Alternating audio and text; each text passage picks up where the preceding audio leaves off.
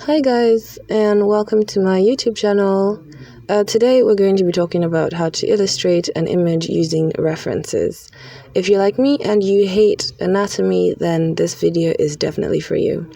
I'm making this with the assumption that you can already use a drawing software, and today we're going to be using Clip Studio Paint.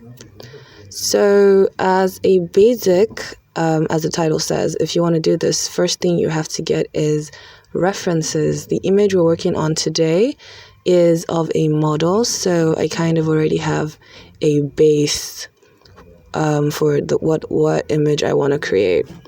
And to the right, you can see another saturated image of her for, colors, but I've been covering colors in like another video. And at the top, you can see a reference for the planes of the face, which, like I said, if you think anatomy is a pain, then this is for you. Now, before I even start illustrating, I find it's really easy to get the planes down because it helps you get through a lot of the measurements. If you've seen a tutorial or seen a photo that tried to explain to you how the nose is perpendicular to the eyes or the ears or directly above the mouth in the center of the face, and you thought it was an absolute pain, well, you can skip all that and get, some of that muscle memory going. And just, if you do this enough times, if you're like me, then eventually it's kind of going to stick. So the tool I'm using to outline this, it's called a pen tool. If you use Photoshop, I think you have it there, but I'm not a Photoshop user. So at Clip Studio, it's right at the very bottom. But if, you could just use a normal pen to just outline this since you already have something to draw from. And it's important to know not to trace over other people's art, because then you could run into problems. But finding a model reference like this and just kind of like jumbling some ideas together, which I'll cover in another video, is a really good idea to just get the ideas of the final product together before you start outlining and adding in your final touches. And it's important to keep in mind that there's certain features that might not make it to the final draft. So I can't stress the importance of layers at this point. If you feel like there's something you're putting a lot of effort in, something that you think you might want to adjust. For example, I tend to draw the eyes on a separate layer, the sketch for the eyes, even or the final fine lines of the eyes, because it feels like it's one of the things I might want to change to make more cartoony or more anime-like. Also, there's the lips, because I've learned that sometimes trying to trace off which is why, tracing is not that great. Sometimes trying to trace off the image directly doesn't exactly fit if you're going for like a stylized art style. And also, painting on realistic images is like a pain, so I'm sorry, I have to make it look like a cartoon. Also, don't be afraid to let things get messy. Yeah, it's always advice to have like a general first off like messy sketch. You got just to like get the entire form. But the thing is that don't be now, don't be scared to now go back and do it again, because that's the thing. Also, don't do what I'm doing. This thing is like super discouraging. I used to do it a lot when I would start, and then it would just like look horrible and nothing like the finished product. And I would just feel like, okay, I have no skills, and like I just have to move on from this and do something else in my life. So you can see me doing the hair, and I'm exaggerating the lines, making things bigger, because it's cartoony and it's cuter, and everything in like reality is like so bite-sized. So I'm already like imagining her hair with all that fullness that I really want to illustrate when I'm like, putting in the lines and the shade of which I would also like have to import another reference when I'm trying to get the shading done. So really get those curves and alternate the line width, you want to use thick and light lines to do the hair down, while also knowing it might be a rough sketch, so don't be scared to make some mistakes, if you know what I mean, Joe. And now it's time to just add in those cute little details. This is what I love about this, because I'm already kind of imagining where the shades and the light is going to go. So I'm adding in all those lines that are going to tell me how to paint, how the form of this material stretches. So you don't have to put in all the lines, just the ones that show the form of what you're trying to draw out. And so I'm just messing with the lines a bit, adding some extra lining on the shirt to make it better.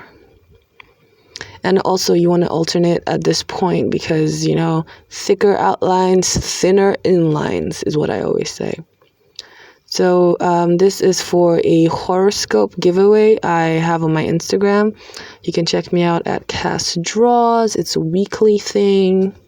I have a fun little competition, and you can like and comment and get a chance to win. So now at this point you can see a different reference, and I'm just going to use the shades and the lines, what I'm seeing, and add in the shades to her.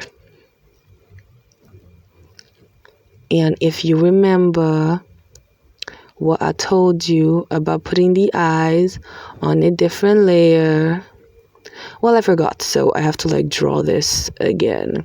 But here I'm trying to create a more stylized eyeball while also still following the direction that the original image is following, because realistic eyes are a lot smaller, so it's a lot more difficult to express emotion for me when I'm illustrating. So I'm just gonna enlarging them a bit. You can see the image of the former eye still there, but I'm just looking at the form of what I'm drawing and just trying to figure out where to place eyeballs on them that are just a little larger than the ones that were there before. So at this point, I can decide to change up the nose. I can decide to change where the eyebrows are, because I have the original as a template reference. So you can kind of see me just messing around with the eyes at this point, trying to find out the right angle, the right kind of shading, the right kind of shape that could go with the new shape I've created. This is the point where it's really a lot of messy work. I'm actually even trying to decide if I should just leave it, enlarge the other ones. Oh, okay, that looks good. Oh, yes. So I enlarged the eyes that were there before, because if when I read this fun little tutorial book talking about how to draw with an art style, and a lot of it was just actually enlarging some of the parts that are there before. If you have larger lips, if you have larger nose, larger ears, larger head, or larger hair, you kind of look like a cartoon. It's some kind of weird art physics. So art is physics. So I'm just looking at all the places that need some of the shades from the image. You can see at my top right or left, depending on which side of the universe you're currently watching this from. And just, fixing up the nose shape, making it look more curved. At this point, I'm actually just doing what looks good. I don't even know if this is anatomically correct, because ultimately art is about interpretation. And most people like stuff that looks good. They all interpret it as good. So if it looks good, it's great. That's it. Just leave it. Don't try to fix what's broken. Well, rather what's not broken. So I'm giving her a cute little cat eye because I saw it over there and it looks cool. And I'm adding in the extra shades because I saw it over there and it looks cool. And I'm being really excessive with the shading. I usually don't put this much work into lines, but it's an illustration tutorial, so I feel like it's important to just stress.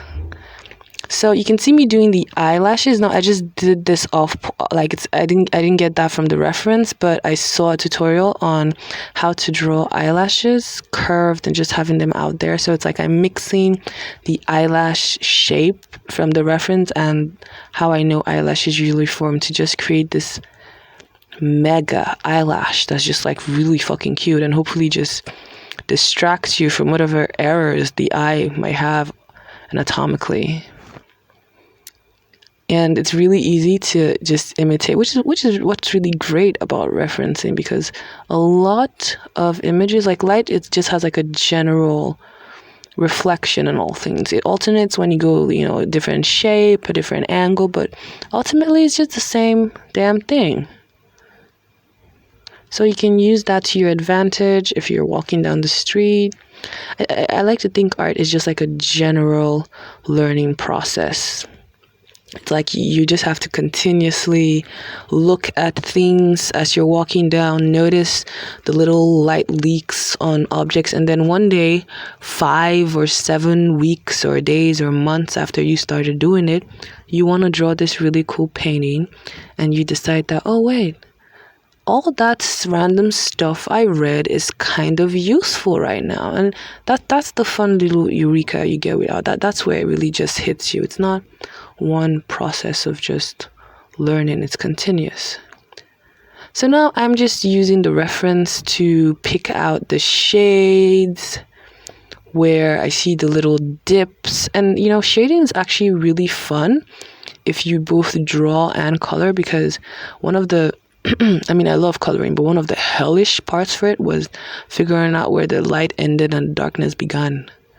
And then, going around the color spectrum to follow that. But like I said, just follow my channel and I'll put that up in a video pretty damn soon. But for now, I'm just going to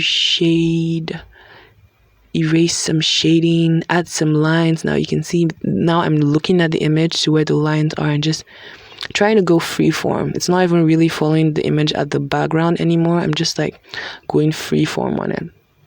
Now going freeform is not to be taken lightheartedly.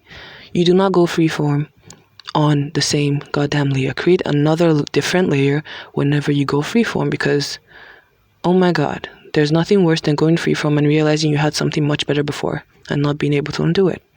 So you can go crazy on like a whole other layer, and just I'm adding the texture to the hair because it's like a dress, like thick and heavy, and I have a reference image, and even though you can't really see the textures on the image, you can just kind of imagine it. Like, how does hair look like? How does hair look like? We're going to figure it out together before the end of this video. And the fun thing is that I am doing this voiceover after the image, so it's like we're both experiencing this magic for the first time at the same time. Can you connect? If you can, please hit the subscribe button and don't forget to like this video, because it is pretty awesome and there will be more awesome content soon. Now there is a tutorial somewhere in the world that I'm pretty sure tells you the direction in which to shade depending on the light and shadow. If you want this knowledge, please find that video, because this is not that video. I shade where my heart tells me to shade. It might not always be the right place, but it looks damn good when you zoom out, which is what I'm doing right now. So I'm just going to add in the dark parts, just cute little brushes with like a pencil. It's nice and fun. Now I think the shades are what we call like the cherry on top of everything. And boom, after like an hour of random sketching, we have something that is a beautiful piece of art. No need to tell anyone what happened behind the makeup room. And if you like this video, you can follow and tell me in the comments and subscribe, and all the cute little details. Don't forget to check me out on Instagram at @Castros. Bye.